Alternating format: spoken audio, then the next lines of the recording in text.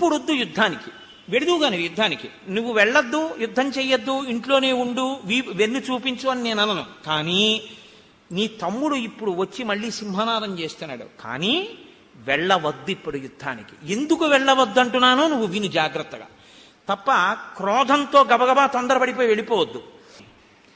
ఇప్పుడిప్పుడు నువ్వు పిడిగుద్దులు గుద్దావు, నెత్తురు నవరంధ్రములలోంచి కారిపోతూ ఏడుస్తూ ఋష్యమూక పర్వతం మీదకి పారిపోయాడు ప్రాణాల కోసం.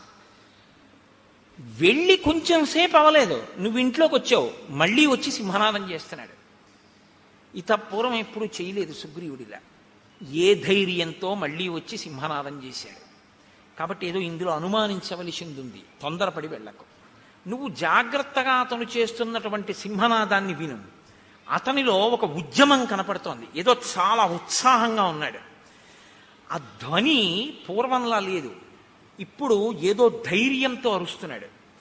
అతనిలో ఒక తొందర ఉంది, రా బయటికి అని, నిన్ను బయటికి రప్పించడమే పూనికతో ఉన్నాడు. ఈ మూడు కనపడుతున్నాయి ఆ నాదంలో. అంటే ఏదో తేడా ఉంది వాళ్ళ సుగ్రీవుల్లో.